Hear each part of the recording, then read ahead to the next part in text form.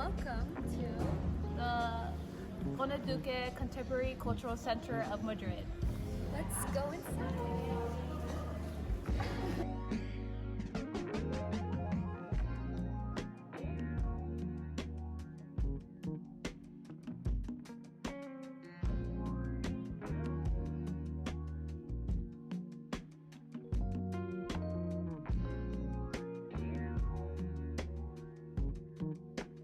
Now that we're here, I'm going to give you a little rundown of the history of this place. So looking at this building, we have our first clue of what this building was built for. If you look up, you see the coat of arms of Spain, and this building was built by King Philip V, and it was essentially for his elite military group that protected his life. They were called the Royal Barracks of the Guards of the Corps. And he started building this in 1717. And if you look, this once housed 600 men and 400 horses. But there's a lot of stories, a lot of lives that walked through these walls. So much history here. The 19th century, this building kind of changed its purpose, and it became a military academy for people to learn all things military. And it had an astronomical observatory, and it even had a very essential role in the telephone system of Madrid at the time. Unfortunately, there was a huge fire that destroyed the top levels of this building in 1869, and the history of this building forever changed.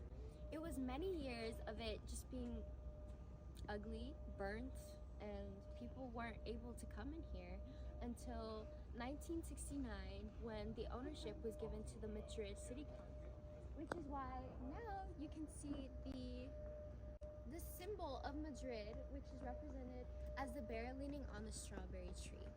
In 1975, there was actually a risk of it being completely demolished, but because in 1976 it was protected by being declared as a historical monument or a historical building of Madrid.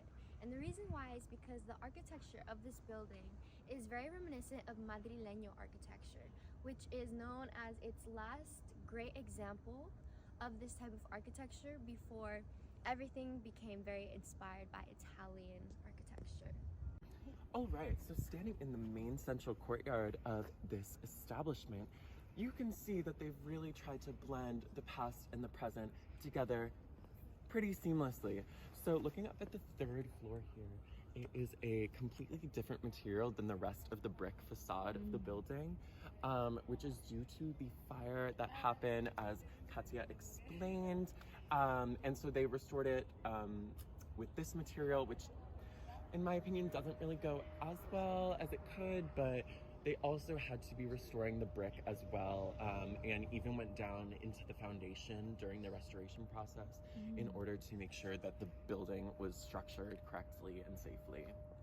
Okay, so here we are standing in a different one of the courtyards within the walls of the building, and I think here shows like a very interesting aspect of the restoration process of the building, where if you look up onto the third floor, which is where the fire happened, which destroyed a large part of the building, you can see original parts of the building's architecture with the red walls and the Spanish style roof, in comparison to the more modern metal and other use of walls there.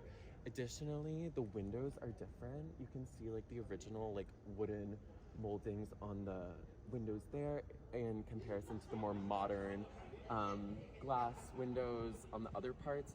And I think this area specifically, in addition to the kind of like modern additions that have been made for the museum aspects of this place, have really embodied the ideas of Eugene Viollet-le-Duc, who has been a pioneer in the restoration of architectural buildings and strives to always kind of incorporate more modern architecture with restoring things from the past, which is really present here.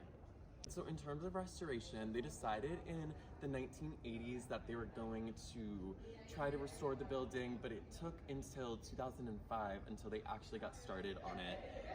And so from 2005 to 2011, they restored it.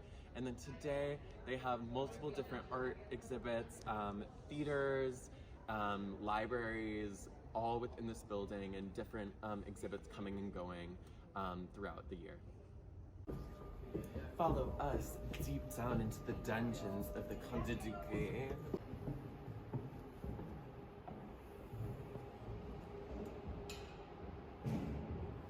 Now we're walking into an exposition, which is very common in this building.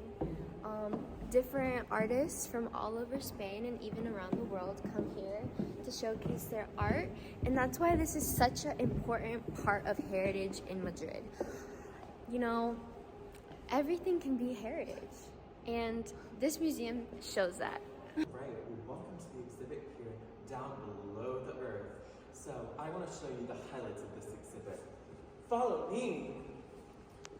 Alright, so this art is really gorgeous and really showcasing some of the artistic lens. Gorgeous, ain't it? I mean, look at the That's art. the real art. This is the art, guys. Come on now. Hey guys, I will be talking about the stakeholders today, so follow me. All right, so a couple of our stakeholders here are the local residents, people who live in the neighborhood or city where Centro Conde Duque is located, and people may benefit from its cultural and recreational offerings. Local residents have the opportunity to actively engage with the cultural and recreational offerings provided here. This includes art exhibitions, performances, workshops, and other events organized by the center. And we also have the artists and performers, individuals or groups who use the facilities to showcase their artistic work, such as visual artists, musicians, dancers, and performers. And also management and staff. The administrative and operational staff manage the day-to-day activities at the cultural center here, such as concerts, theater performances, and dance activities. So as you just saw, I was having a conversation with some stakeholders. They are people that live in Madrid.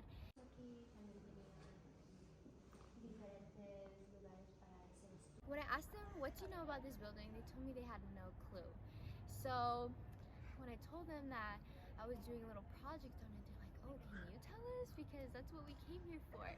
And it just goes to show that awareness of this building is not really well known in Madrid, but that there's interest and people do want to learn about it, because they were very thankful at the end. They're like, yay, we got what we were looking for.